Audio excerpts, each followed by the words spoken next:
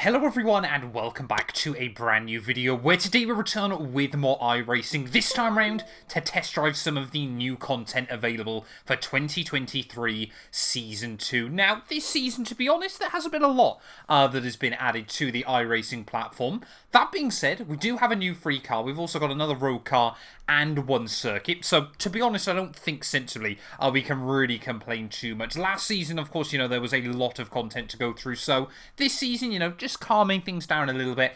Where's my rain though, iRacing, is of course the big question that everyone has got on their mind. But today then, I thought we'd take out the all-new and more importantly, free Ray Formula 1600 car, effectively a Formula Ford car for those of you here in the UK, to the all-new Circuit Jerez. Yes, really looking forward to this one. Of course, a former Formula 1 venue, most famous really for two incidents that happened at the same GP weekend. Of course, Jacques Villeneuve, Heinz-Harald Frentzen and Michael Schumacher all set in the same qualifying time, and then of course Jacques Villeneuve and Michael Schumacher coming together during the Grand Prix. Now, of course, there's every opportunity that we could end up emulating that famous line, of course, that was said by, I think, I can't quite remember off the top of my head who it was. I wanted to say Martin Brundle, but I think he was still racing. No, I think it was Martin Brundle. I'm going to go out on a whim and say it was Martin, of course, with that famous line, "You hit him at the wrong part, my friend." And of course, Michael Schumacher was then left stranded in the sandpit. Of course, we'll point out that corner in just a moment. But honestly, since then, the Jerez circuit hasn't changed all that much. I don't think it was on the calendar. It might have had one more season on the F1 calendar in 1998, but I think it might genuinely have been the last ever time Formula 1 raced around this venue. Of course, we have returned to Spain and Portugal, of course, since then, with Portimao and, of course, Circuit Catalunya as well. So, yeah, this was obviously the Portuguese Grand Prix for a very, very long time. But, yeah, I mean, we might do another video at some point down the line, with the new W13 AI, sort of seeing whether this venue could actually work as a Formula 1 venue once again. But of course, that corner just there where I had that nice big lockup was, of course, the location of that famous incident. Of course, like I said, those three identical qualifying times as well on Saturday, was absolutely insane. Of course, wasn't actually alive to see that, but I've certainly seen the clips in the years gone by. But of course, I have done some laps around this Jerez circuit before, back when I used to, well, play MotoGP is a bit strong. I was absolutely awful at it. But back when I used to do some MotoGP content on the channel, maybe I'll bring that back in 2023. But of course, as well, remember, that's definitely not the line through there. This was also one of the classic tracks back on F1 2013 with the 80s and 90s DLC as well. So, yeah, certainly remember it from that as well. Obviously, a very, very long time ago now, but was pretty cool nonetheless. But yeah, I mean, Circuit Jerez, of course, 2.7 miles there or thereabouts. I think 16 corners in this layout. Of course, you can skip that final chicane if you choose the Moto layout, which honestly I was tempted to for the nostalgia. But of course, we want to race it in its current modern GP specification for racing cars as well. But of course, a couple of other little things have been added to iRacing, ready for 2023 Season 2. Renault Clio Cup car, I'm very, very much looking forward to driving that. I'm probably going to do a season in it and sort of see how we get on. Of course, that's probably going to replace the Toyota GR86 as like my short sprint race season, but I do fancy as well giving this Formula Ford a go as well. That's what I'm going to be... Ooh, steady on, Matt, steady on. Get right out towards that gravel trap once again. But yeah, that's probably what I'm just going to be calling this thing rather than the FF1600 Racing or whatever it's called on the sim. Of course, it was just the one company that would lend one to iRacing to do all the scans and things like that. But honestly, I'm getting a little bit worried on iRacing at the moment. Now, this seems like a weird problem to have, but I think genuinely now, unless they can either get us a Formula 2 or a Super Formula car, they need to stop with the Formula cars for a little bit, because this thing is going to have two series, Rookie and D-License. I'm pretty certain the Rookies are 12-minute races. Of course, it's free content, so it's trying to get people in. And then the D-License races aren't fixed set at their 20 minutes. But I just can't help think, with the Formula V as well in Rookies, you're going to now have two Formula cars for Rookies. With the Formula Ford car, the Formula 4 car even, in D-License as well, you're now going to have two cars there as well. We've still got Formula 3 and technically both of the Formula Renault cars that are completely dead now. I think they might go official once a week, or the Formula Renault 2.0 might. I don't even think the Formula Renault 3.5 has gone official in probably about a year at this point.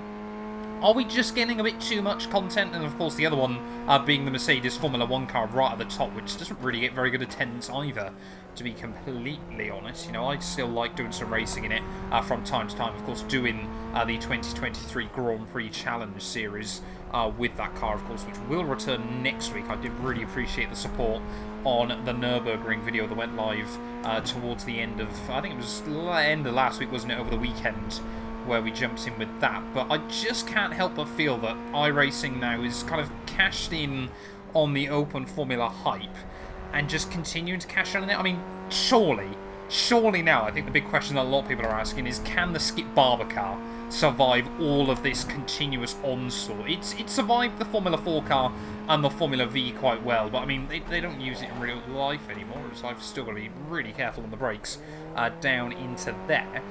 It does just kind of feel like they're tripping themselves over, and it's going to get to the point quite soon where most of the cars are kind of nicking attendance away from each other. You know, I still like racing in the Formula 3s and the Formula 4 cars in the fixed series, but, you know, with this car as well, like I said, you know, I might do a season of this in D-License depending on whether I can get setups and things like that. It does start to feel like they are completely going over the top with a lot of these cars. Do need to be quite careful with them unless they kind of change up the format. And I know I've spoke about this a little bit in the past doing some various races, but, you know, with things like the Formula Renault or the Formula Renault 3.5 or 2.0, you know, whether it's worth having, like, proper scheduled 2 race nights a week sort of thing, you know, one for Europe, one for Americas, where it's, well, you'd hope, as I go for my first pirouette, you'd hope that, of course, therefore you could actually drum up some attendance, because it's then more like a league, to be honest. Because I think, you know, iRacing is slowly but surely getting a little bit more detrimental with this at the moment, of course, because, you know, the value isn't made by just how good the car is. The value is made by how many people are racing it and what sort of racing you're getting. You know, it's why I'm not racing in the GR86s again, because, of course, I just get wrecked every week at Turn 1. But, yeah, have we kind of gotten to a situation now where there's too many Formula cars? You know, I haven't even mentioned all of the US ones as well, you know, the USF cars and everything. Why have I suddenly started spinning everywhere? Need to be very, very careful of that. But mini rant over then. Let's discuss a bit more about this Formula Ford. Honestly, like I said, I was a bit worried about it coming into the sim, but immediately I can tell from a little bit of driving, to be completely honest, I was just worried it was basically going to be the Formula V car all over again. But I reckon this thing might kill the Formula V, to be honest, for 2 simple reasons.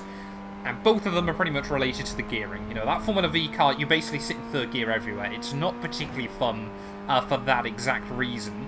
And I just found, obviously, whenever you did try and downshift with it, the back end would just completely rotate round on you. This thing actually races like a car, which is kind of fun and kind of what you want from iRacing now. I can already see, you know, just doing laps.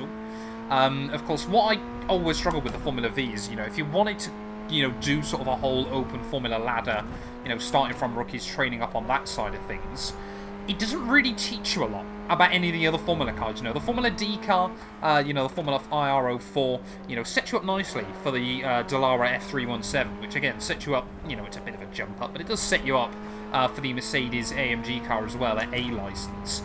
The Formula V does nothing like that, and I think this car actually does, which is quite nice. You know, it does give you the basics, of course, no front or rear wings on this thing, just like the Formula V car. So it's, you know, it's probably not actually that much down on power relative to the Formula 4, but, you know, a little less downforce, everything like that. You know, you really have got to work this thing around, but, you know, you can actually drive it a bit more like how I would expect to drive a Formula 4 car at the end of the day. You know, it kind of just needed that step up, you know, to help you get, you know, once you're out of D license, whether you're going to touch this thing ever again or not is a different question for most people. You know, like I said, you know, I think they've tried to do something different with it by having both that rookie and the D license series, but yeah, we'll wait and see as to how well that works. But that being said, though, as well, of course, Jerez, very, very good fun, you know, very, very good fun in this car. I think it's going to be a fantastic car for, you know, sort of Formula 3, Formula 4, that sort of thing.